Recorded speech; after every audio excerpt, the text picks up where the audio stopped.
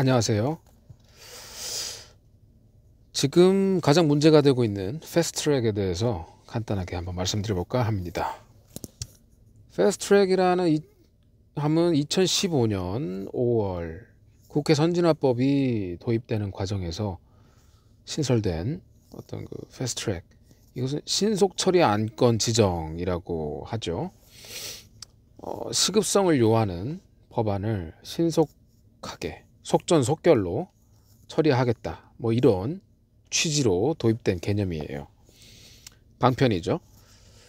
하지만 원래 법안이란 것은 법안이 통과되기 위해서는 해당 상임위, 그리고 상임위에 이제 의원들이 발의를 하면은 해당 상임위에서 법안 심사 소위란 거를 거치게 됩니다. 그 뒤에 이제 상임위에서 유사 안건을 이제 병합 심사를 한다든지 할 수 있죠. 그렇게 해서 통과가 되면은 법제사법위원회를 또 거치게 돼 있어요. 여러 상임위 가운데 법제사법위원회를 거쳐야만 법안이 본회의에 상정될 수가 있어요. 그런데 이 법제사법위원회에서 심층 검토를 한 번 더 거치게 되죠. 그렇게 해서 본회의에 상정이 되는데, 이런 지난한 입법 과정을 아무런 제지 없이 프리패스로 자동 상정되게끔 하는 것이 바로 이 신속 안건 지정입니다.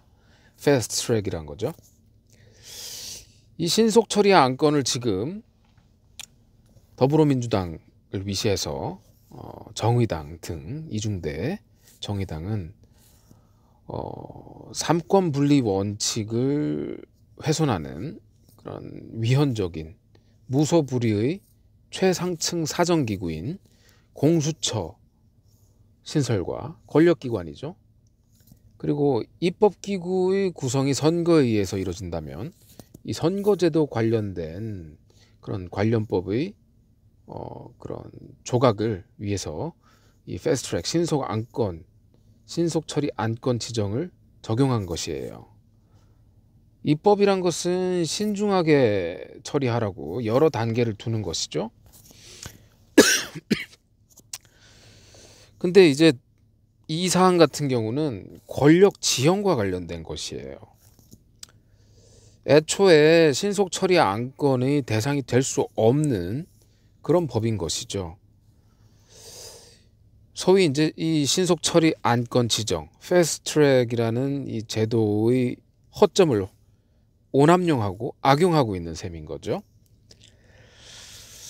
그렇다고 하면은 이렇게 오남용될 소지가 있는 그런 조항이라면 이 조항 자체도 위헌적 속성이 있다고 볼 수 있는 거예요. 이 주지 사실과 같이 연동형 비례대표제, 요거는 뭘까요? 연동형 비례대표제는 결국 군소정당 2, 3중대를 더 늘리겠다. 군소정당의 그 포션을 더 늘려가지고 그 소위 이제 현재 집권 세력의 어떤 그런 그 어떤 법안 처리에 활용하겠다, 뭐 이런 취지로 볼 수 있는 거죠.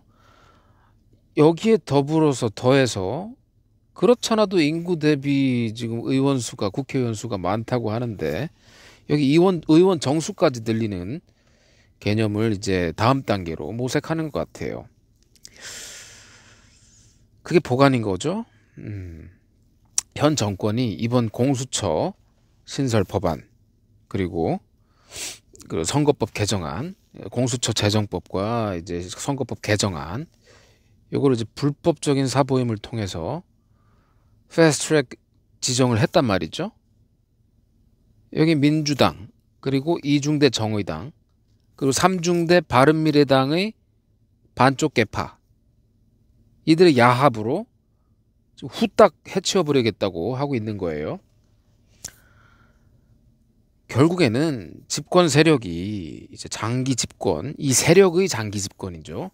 을 위해서 자기 당 출신들, 뭐 대한신당, 민주평화당, 바른미래당의 일부 다 자기 당 출신이죠.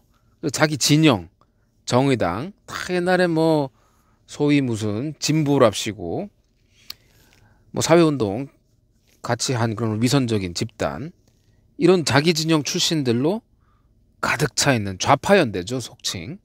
좌파연대의 이중대 군소정당들을 통해 가지고 이들의 볼륨을 키우고, 이들의 볼륨을 키워준답시고 그렇게 그 대가성인 거죠. 대가성으로 실질적인 유일 야당인 자유한국당을 제끼고 지금 날치기로 처리하는데, 패스트트랙 신속 처리 안건 지정 이 제도를 오남용하고 있는 셈이에요. 그리고 이들이 지금 애용하는 이 여야 3당이라고 할 때 이 표현은 실질적으로 탈색한 범여 3당이라고 불리워야 되는 게 올바르죠. 이제 일부 언론과 정권은 흔히 이제 그 여야 3당이랍시고 어떤 그 명분, 여야 합의에 의해서 처리한다는 명분을 획득하려고 하는 것 같은데, 그 본질은 완전한 대국민 기만술인 거죠. 입법 과정은 신중해야 합니다. 그래야만 법적 안정성이 저해되지 않는 거죠. 조항 하나로 국민의 실생활에 막중한 영향을 끼치게 되어 있어요. 그래서 이런 여러 단계를 거쳐서 법안이 이렇게 통과될 수 있게끔 조치가 만들어진 거예요. 이미 있는 거예요. 그래서 다소 더뎌지더라도 수의의 수교를 거쳐가지고 하나의 법이 탄생하고 또 조항이 바뀌고, 이래야만 법의 안정성도 해치지 않고 국민 생활의 안정성도